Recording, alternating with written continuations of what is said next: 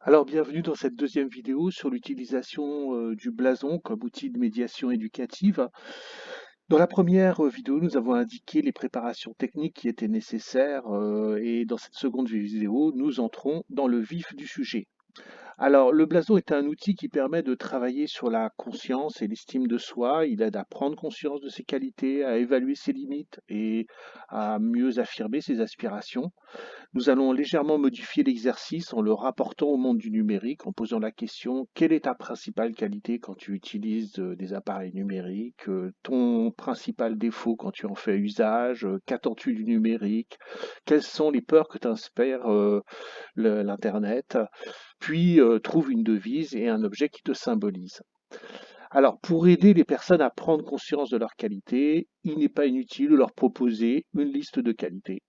Cette liste n'est pas exhaustive et vous trouverez sur l'internet de nombreux sites qui affichent des listes de qualité. Pour ce qui est des défauts, une liste est beaucoup moins nécessaire.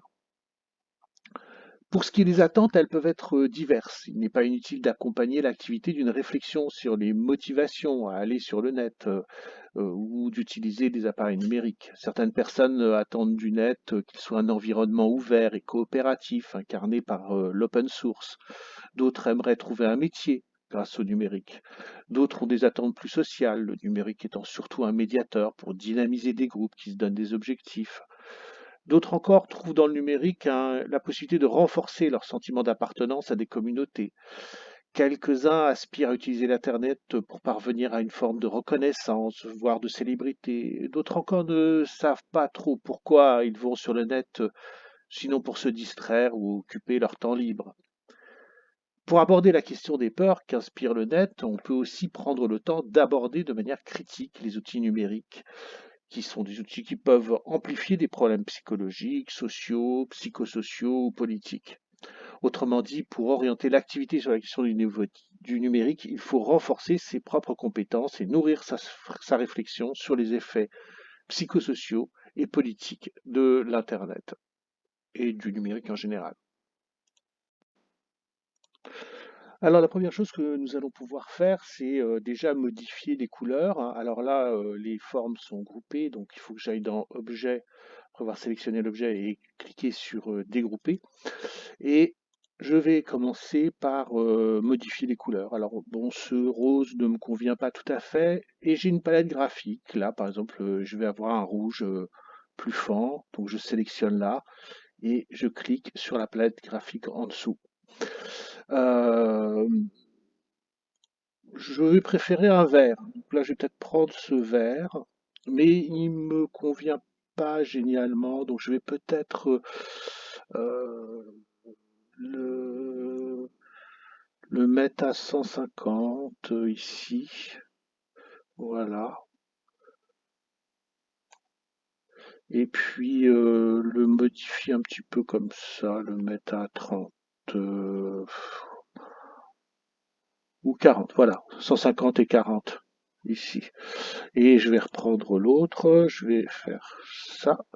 Et je vais le mettre aussi à 150 et là à 40 pour avoir exactement le même vert.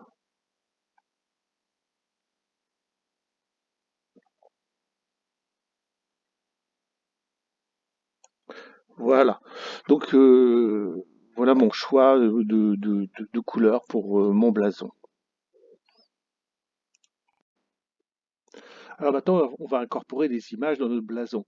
Alors la première image doit concerner une qualité. Et je veux dire que la principale de mes qualités quand je suis sur internet, c'est la patience, et donc je vais envoyer patience dans Google et regarder ce qu'on me propose comme image. Je m'aperçois que l'image du sablier est souvent, mise en avant et effectivement quand on fait un téléchargement, il y a souvent une icône en forme de sablier qui s'affiche et je vais donc envoyer, sablier dans, des banques d'images. Alors, je sais que mes bandes d'images aussi, elles sont souvent en anglais, donc j'ai souvent intérêt à traduire le mot. Sablier, ça me donne hourglass. Et donc, par exemple, si j'envoie hourglass dans Vector Studio, bah, je vais trouver une série d'images. Si j'envoie dans Public Domain Vector, Là encore, des images de sablier. Là, dans SVG Style, j'en ai encore d'autres.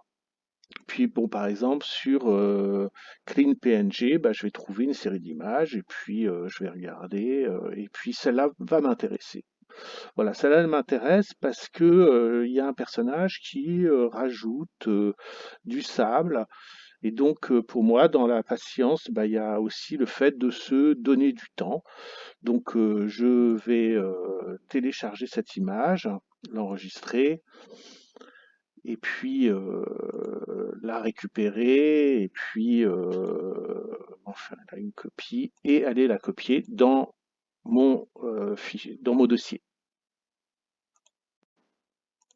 Alors pour importer cette image sur mon blason, je vais dans Fichier et je vais aller sur Importer. Donc je vous envoie une copie d'écran hein, pour que vous voyez comment où se situe Importer.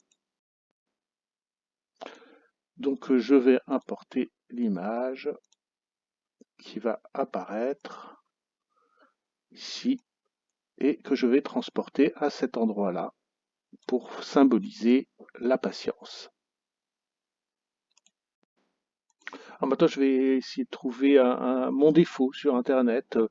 Et bah, mon défaut, c'est certainement d'être un peu brouillon, hein. Euh, je, je préfère souvent l'idée à la finition. Donc j'ai trouvé des images de brouillon et là quand je regarde, bah tiens, je m'aperçois que la question de la boule de papier. Alors je vais peut-être me dire, bah je vais peut-être lancer boule de papier froissée sur Internet et puis trouver bah, une image. Voilà. Et mettons que celle-là m'intéresse, je la trouve sur Google Images et donc je vais l'enregistrer dans mon projet Blason, donc c'est brouillon. Et là, je vais apercevoir que il y a quand même un problème sur cette image, c'est que c'est une image JPG, donc JPEG. Donc, donc si je télécharge mon image là de papier brouillon, je me retrouve avec une image blanche et donc j'ai pas de transparence quoi, donc ça va faire moche. Donc c'est là où je vais avoir besoin du site RemoveBG. Alors avec RemoveBG, je vais télécharger mon image de papier brouillon et il va m'en faire une image PNG et en transparence. Alors je vais télécharger cette image,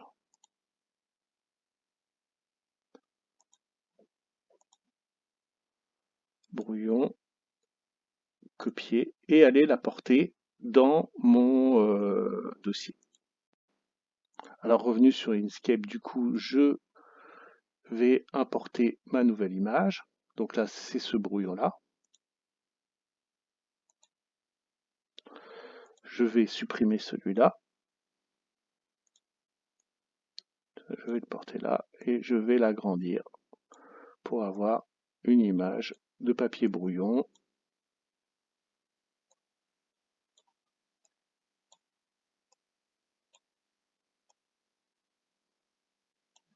Voilà.